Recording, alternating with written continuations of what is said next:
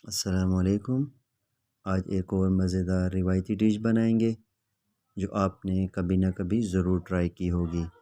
ये देहातों में, गाँव में आज भी बनाई जाती है। तो आइए बिस्मिल्लाह करते हैं। ये एक गिलास ख़मीर मिला दूध है जिसे हमने पहले से तैयार करके रखा हुआ है। अब एक बड़े बर्तन में 1 किलो मैदा ले लिया है और उसके अंदर 1 कप खोपरा शामिल कर दिया है। अब इसके अंदर जाएगा 1 कप मिल्क पाउडर। अब जाएगा इसके अंदर 4 अंडे फेंटे हुए, वो शामिल कर दिए हैं। आप ये मेरी रेसिपी को पूरा फॉलो किया करें, दरमियान में वीडियो को स्किप ना किया करें ताकि जो है आपको ये पूरी रेसिपी की समझ आ सके। अब इसके अंदर हम शामिल करेंगे 1 कप ऑयल का। ये आ गया इसके अंदर 1 कप ऑयल।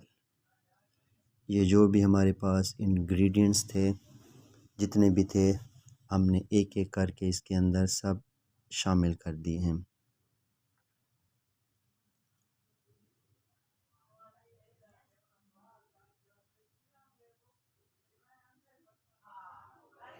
अब क्या करना है, अब इसको अच्छी तरह हमने मिक्स करना है। ये जैसे मिक्स हो गया अच्छी तरह, अब इसको बिल्कुल जैसे हम आटा गूंदते हैं, बिल्कुल इसको उस तरह आटे की तरह इसको गूंद लेना है।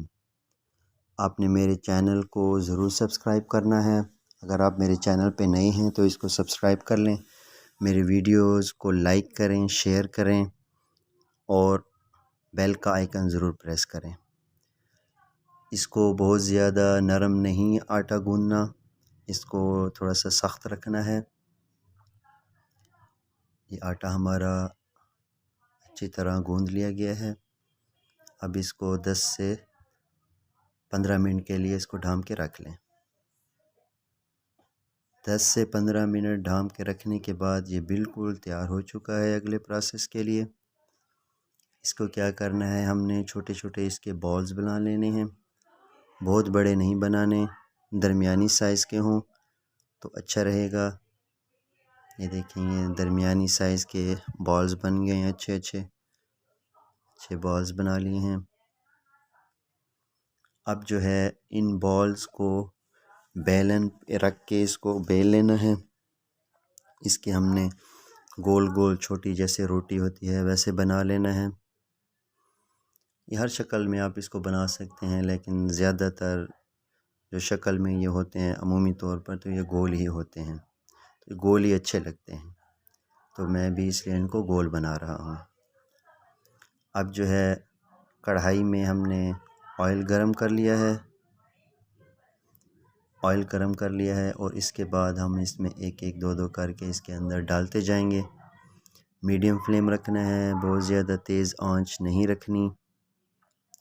अब देखें इस पे माशाल्लाह अच्छा कलर आ रहा है। जैसे देखें इसका कलर गोल्डन हो गया है, बहुत ज़्यादा इसको डार्क भी नहीं करना।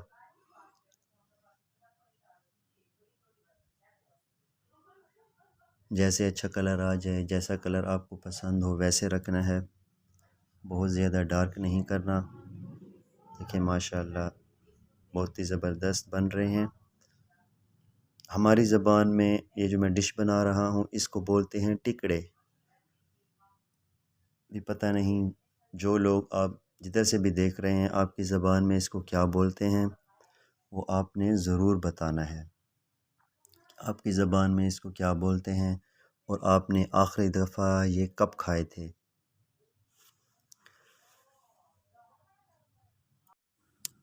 माशाल्लाह कितने ही मज़ेदार फूले हुए बन रहे हैं।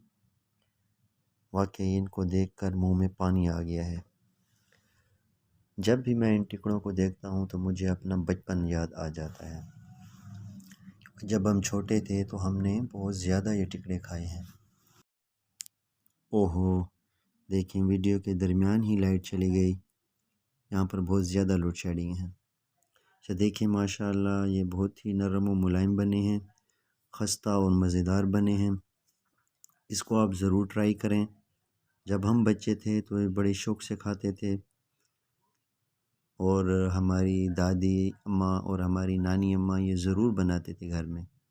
तो आप भी इसको एक दफ़ा ज़रूर बनाएं, अपने बच्चों को खिलाएं, अपने रिश्तेदारों को खिलाएं, आस-पास, अड़ोस-पड़ोस को खिलाएं। आपको बहुत ही ज़्यादा पसंद आएंगे।